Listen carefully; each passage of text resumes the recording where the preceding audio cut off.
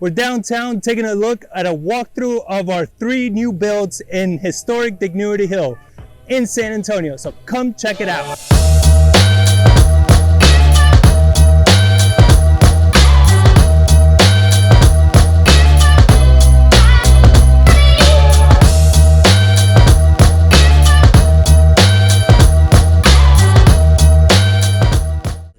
So this is Unit A.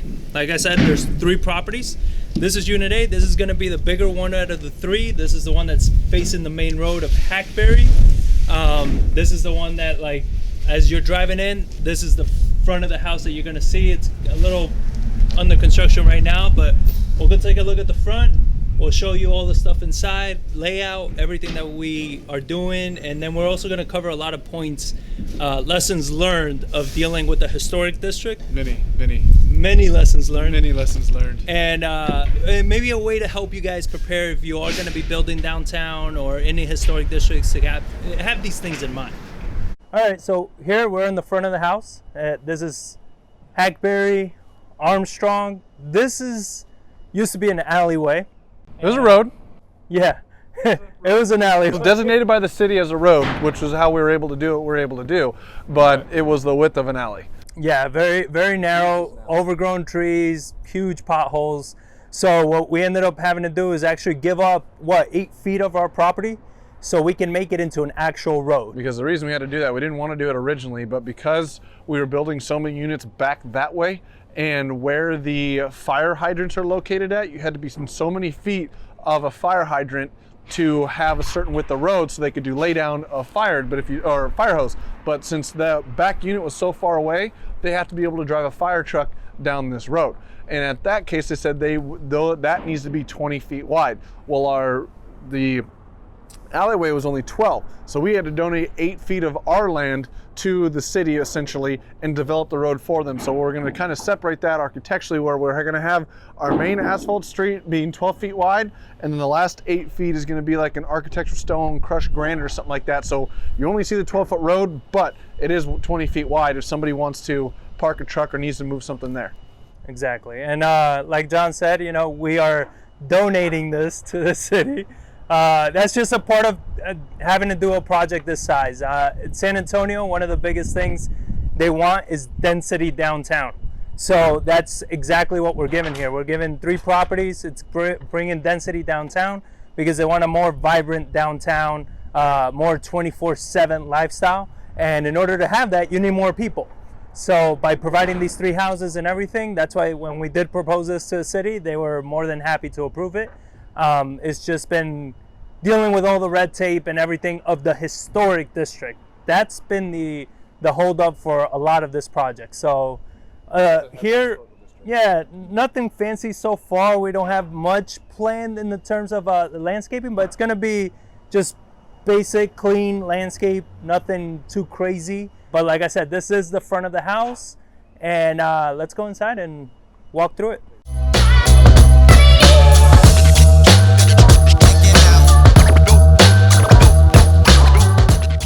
So one thing about being a historical district is they're very particular what the outside of the house looks like and what the windows are going to look like. And so a lot of times they require a wood style window or something similar. They don't specify what it is, but they want wood. Because we came up with a huge dispute because the Office of Historical Preservation told us we could do one thing to go around the block and look at a house around the corner, how they did it, and we were going to mimic that. But when we went to go get approval for the Historical Design Review Commission, they wouldn't let us do that. Because what we were trying to do is cut down the cost, because these style of windows are extremely expensive. You're talking 2, 3, 4 times the cost than what the aluminum windows could be. And what we were going to do is do a framing style that made them look identical, but the Historical Society still didn't let us do that, so we wound up having to buy these wood windows from Pella. And I think each house was roughly about $13,000 in windows, and originally if we were able to get it down, it was like, I think it was like $6,500 or a little less if we were able to do it the other style. So that was one thing they're very particular about, is the style of window. So you need to budget that, and usually wood windows take longer to come in than the in-stock aluminum windows, which we were trying to use. So here in this house, I think it's right around 1835 or 1818, something like between 1800 and 1850 square feet. Inside here we have 10-foot ceilings on the first floor and 10-foot ceilings up to 13-foot ceilings in the second story. So one thing you're going to have here is as you walk in this front door, this whole wall right here is going to be an architectural, they call it judge's chambers or shaker chambers, however you want to call it, but it's basically going to have a checkered pattern of 1x4s on that wall as they come out, because we wanted to give that perception of the higher end. When you first walk in this house from this front door, you see this wall. So it has a feature to it, and it's going to be painted a little different than the rest of the house. So as we come over here, we're into obviously our kitchen. We're going to have a 7-foot island here, and then we're going to have cabinets that wrap all the way around over to here, and we have 3 pendulum lights that come down to hang over top of the countertop, and then we're having a tile wrapped vent hood right here against this back wall. So this is the only house that's actually a 2.5 bath. So our half bath for down here is actually over in that front corner. And that's really about it for down here. Well, another thing we have is we have an architectural feature up here on this wall that is a step up. So you're not going to have just one giant flat ceiling. It's going to come down flat, hop up, across, and then back down over here as we come across. So we're moving right along. We're moving through our permits. Our next step is insulation and sheetrock. They're working on the roof and the exterior outside, but interior, we're all good to go to start insulating and start sheetrocking. So here in the next couple weeks, we're hoping we'll have huge changes from the inside of all the sheetrock, tape and float being done. So we'll go ahead and head upstairs. And another also really key feature, especially for houses down here and everything, is natural light. As you see, plenty of windows, plenty of natural light. You're going to see this house that once it's finished with all the architectural features, the lighting in this room is really going to make everything pop. And it's very crucial when you're selling a home at the price points that we're going to be targeting in this area with these type of builds. You want to make sure to have a lot of natural light where you don't have a lot of dark areas.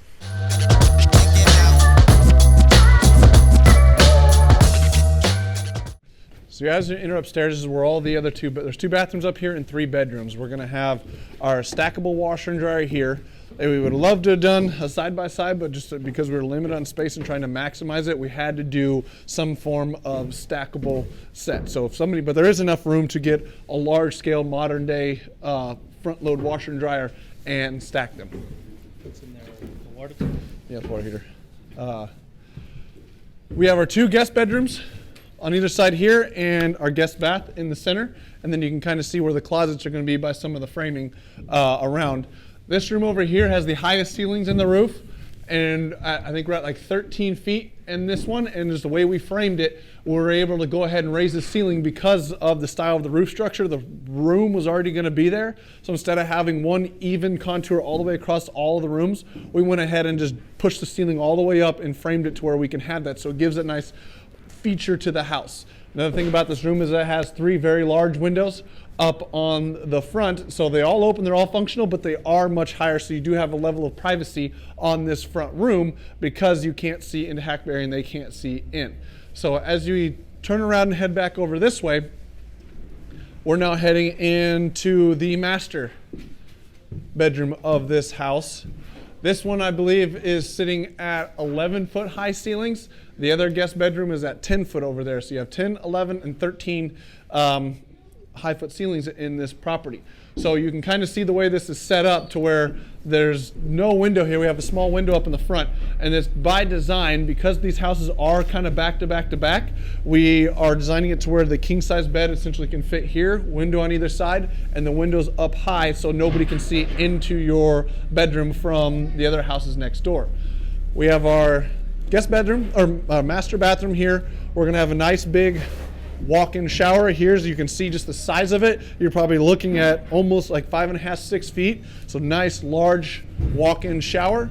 And then you have your master closet, and your vanities are going to be on either side. Then you have your toilet over in the corner. And now one thing we wanted to have with these houses is we wanted to have some form of patio because of the way the lot was oriented, we have a shot of the Tower of Americas over here. So this unit actually has the smallest porch of them all, but probably one of the better views of the downtown area. So if you actually turn and look to your right here, you can see the Tower of Americas, to where they shoot off all the fireworks from that parking lot to the south of the tower over there by the Alamo Dome. So in the summertime, you're gonna have, and I mean throughout the year, anytime they're shooting fireworks off, you're gonna have fantastic view of the fireworks in downtown. And as downtown continues to push south and develop, you're gonna have a nice, beautiful view overlooking the downtown area. So one thing when you come into construction, or if you're new to this industry, one thing you're gonna realize, like, you're always gonna have problems. Something's not gonna get done. And even when it's a brand new build, you ask, like, how can you have these problems even though it's a new construction? Just because you have so many parties that are intertwined between architectural, a plumber, a framing, engineering, structural, all of that stuff, you're gonna run into problems. You gotta be able to think on your feet and figure out how you're gonna solve that problem. So one problem we had on this property was this guest bathroom right here. From when we designed it to where the plumbing was run, they weren't in the same feature. So we had a bit of an issue here in the plumbing, to where there was supposed to be a closet right around this corner, and it was like just gonna be a small little itty bitty linens closet that came up for our towels and stuff, whatever it needed to be, if you want to come in and kind of see around here.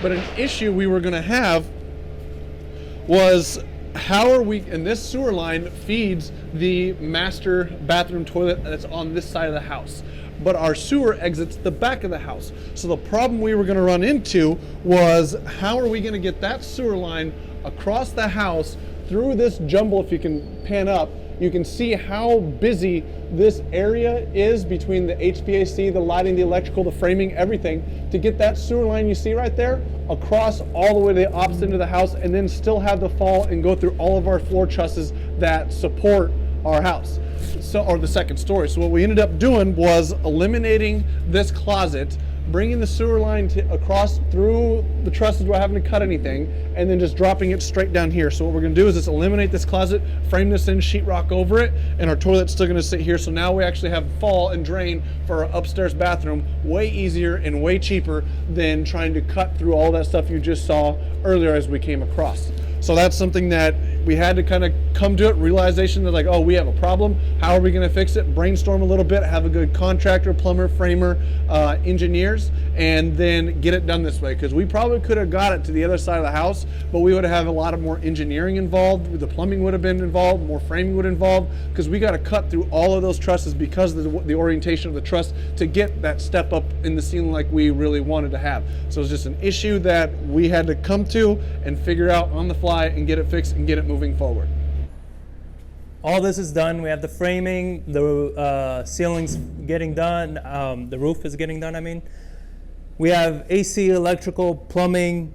What's next? What's the next thing to get done here? I mean, the next thing is insulation. I mean, we had to go through and do a lot of poly seal. That's what you see, this pink stuff on the walls, like in between all these gaps in windows and electrical. And basically what it's called is, they call it a poly seal, but what it's for is efficiency for air tightness and also fire resistance, or in the gaps that it kind of starves the fire of oxygen as it rises up. So that is what was just completed. That's another thing that you have to have done after all of the obvious electrical, plumbing, HVAC. But we're at that point now, and now we're just waiting for final go-ahead and scheduling from the city, or final go-ahead, and then we can schedule our installation. Installation will take about 2 days to do all of them, and sheetrock's getting delivered right behind it, and we're moving through sheetrocking all the houses. So here we are on the outside, as we originally actually wanted to put garages in these properties, but the city down here does not want garages. They want open carports because it does not fit with the historicalness of the neighborhood. So underneath here, we got our old A105 siding. It's not the cement fiberboard, it's actually the wood, pine wood siding. So it'll give a nice old school architectural feature. Up top, we're just gonna sheet all of that with this fiberboard stuff that you see right here. So that's going to be smooth all the way across. So technically you could put 2 cars in this, but who knows if they're really going to fit, but it is long enough for 2-car garages. So here along this way, what you're going to see when it's finished is we're going to have ribbons that come out on either side that are going to drive across, and that's where you're going to see the feature of the road.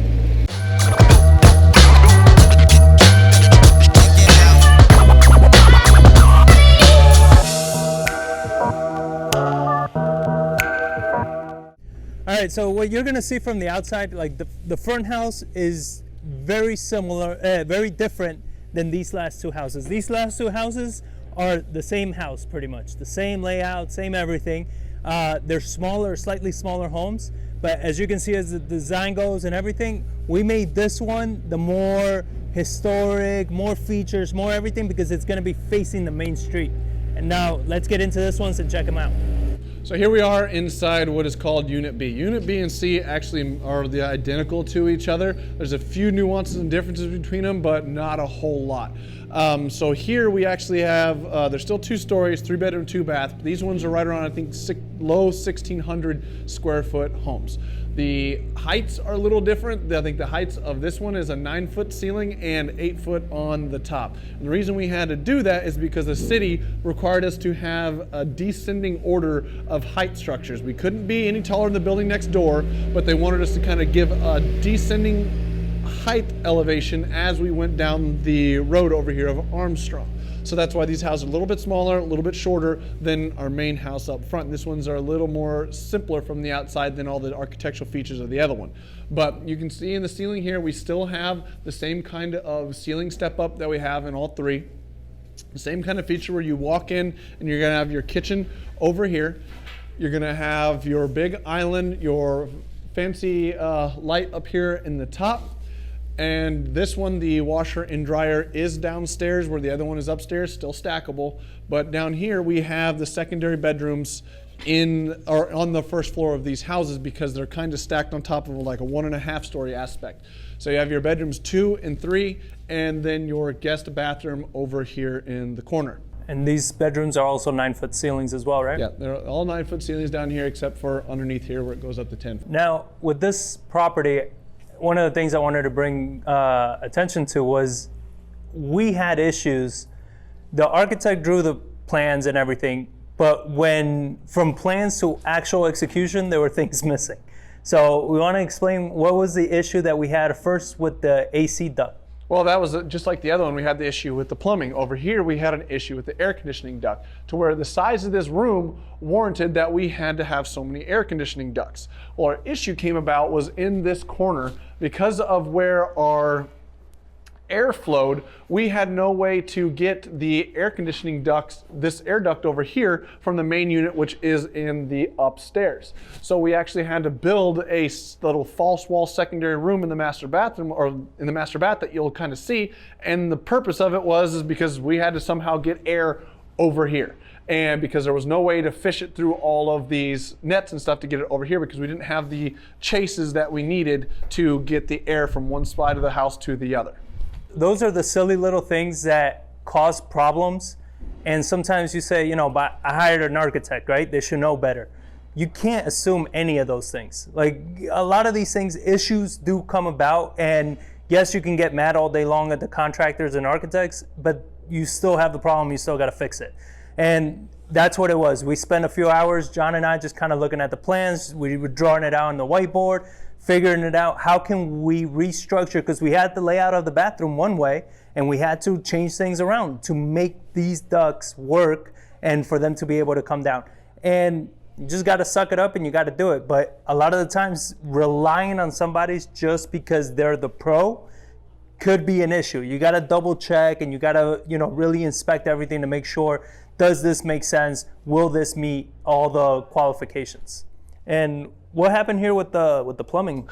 So our plumbing, and actually in all 3 of them, is it got missed and overlooked, and they say, like, well, I hired a professional. Well, professionals screw up too, and you have to improvise. So we actually have our kitchen sinks and dishwashers in our islands in all 3 of these properties. But you can see this nice break in the concrete, because when the plumber did all the plumbing and all the sewer lines and water lines before we poured the foundation, nobody double checked that, hey, we need water to this island. How are we gonna get water to this island? So what we actually had to do was cut the concrete to get the water lines down into the slab and then flush it back up, because the only way to get water, we couldn't go overhead. We have nothing coming here, no columns.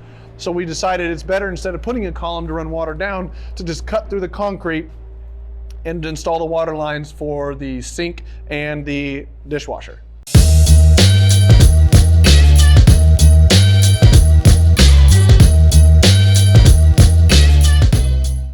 So here we are upstairs in this house, and the only thing upstairs is access to the patio and your master bedroom. So here you see we have a nice big master bedroom, and then you have your 8-foot ceilings here upstairs like I was mentioning. I think I said 9, but there are 8s up here. So what we really have here is a nice big spacious open area for the master bath. Or master bedroom. We head into the master bath, same thing as the other house. We have a nice big walk-in shower, your toilet over here, and then your vanity over on this side. We had to do a little bit of redesign because, like I was mentioning before, the issue with the air conditioner, when the architect drew it, nobody looked at the plans of like, hey, where's the AC gonna go?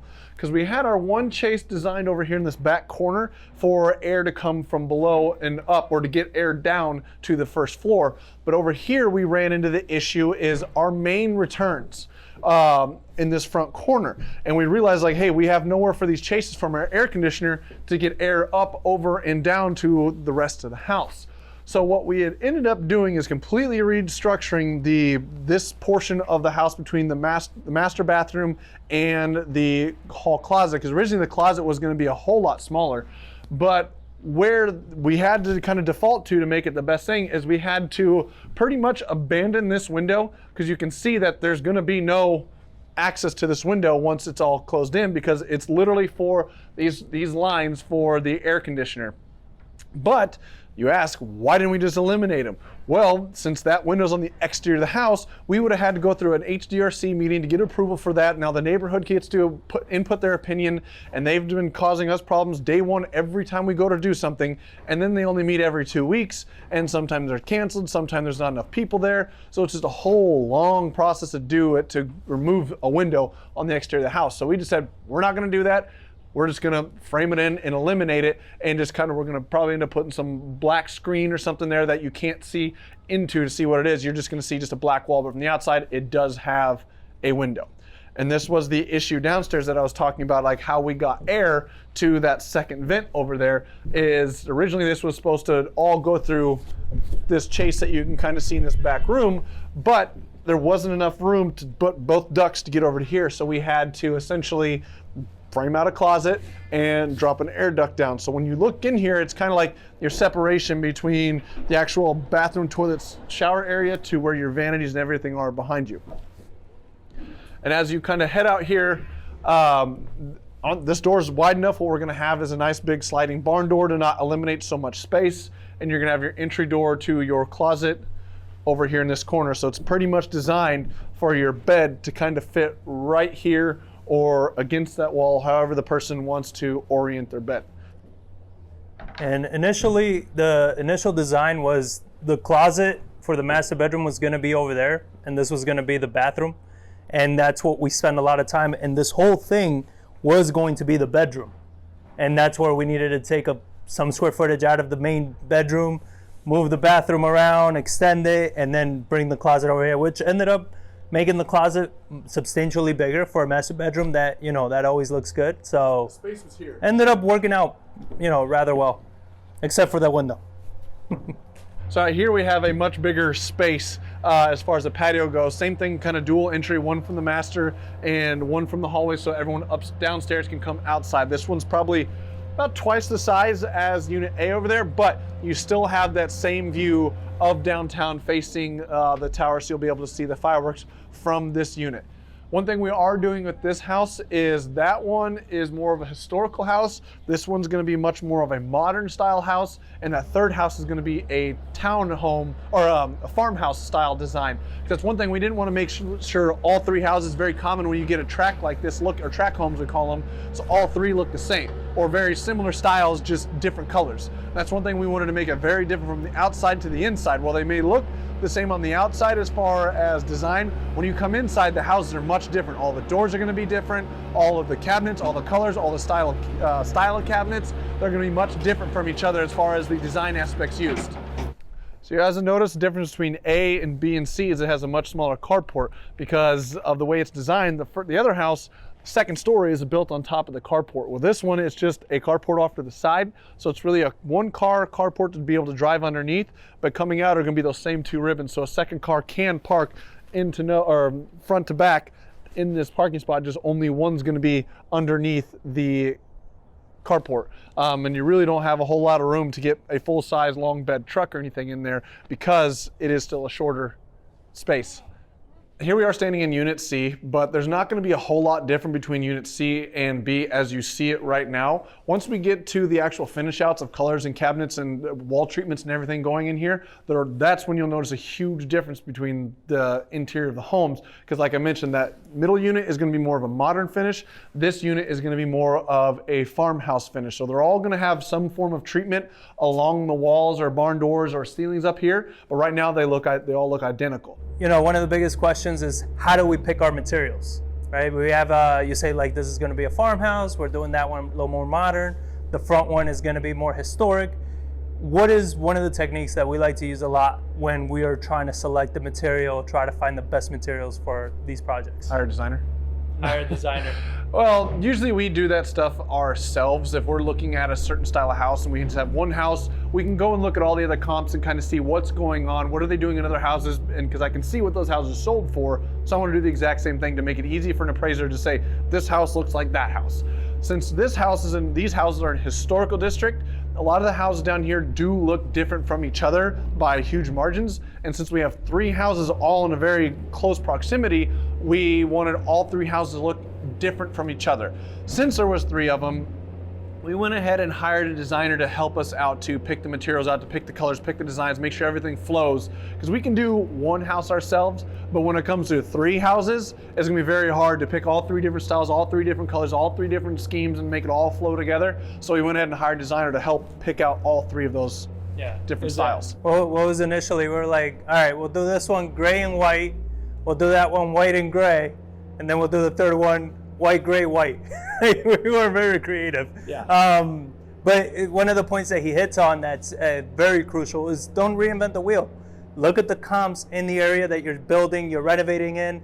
The comps are going to tell you the highest sold, look at what they did, and then replicate it. It doesn't have to be to a T, but you get an idea of what kind of the finish outs are looking like, the quality of the finish out, because that's what the buyers are looking for. That's why the house sold, right? So you want your house to sell, keep it like that. Don't reinvent the wheel. Okay, so one thing you'll notice around here is we do have some security stuff set up. We have overnight cameras that somebody's watching 24/7. We have fences around the whole project, and we have this black dust screen through here. So one thing with new construction you're gonna have, and you'll notice as you walk around, we have a lot of materials over here. We got lumber, we got siding, we got HVAC, we got electrical, it's got a lot of copper, and we got a lot of things going on here, and these are unsecured buildings at nighttime. So you can have a problem, especially right now with lumber skyrocketing this last year. A lot of people around a new construction space were having problems with the material walking off. And it was becoming a huge problem. So when we started the construction aspect of these houses, we wanted an extra level of security and went ahead and put these 8-foot fences up, the black dust screen so people can't see through without having to look up or looking under, and adding the 24/7 security that looks down both alleyways and can see both houses. And before we did the security, then when we actually have somebody that opened the fence and stole like a few sheets of plywood and stuff when we were building. The very first day we opened this or did this project, and it's right behind here, you can't see it because of the stuff, but they actually cut through the fence the day one that we put the fences up, and we're trying to make off with sheets of plywood. And it's like, really, day one? So come on. During the part of framing and everything, when we had the most lumber, we had everything. At nighttime, we actually hired a security guard to come and stay at the property every night. Because it's a lot of money. It was a lot of money and labor to just be leaving it here. And overnight, I mean, that's just more than enough time for somebody to pull up with a truck, 4 or 5 guys, and just load up a ton of material. And there was such a material shortage as well that it wasn't just the cost of the material, but now the pain in the butt of having to re-get a lot of the materials, plus a lot of the main beams and stuff like that, they took longer to receive. So those were the things that we just couldn't afford to have a delay on.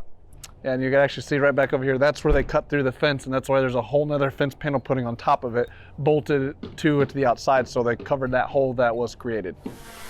So there you have it. There's the walkthrough of the houses so far.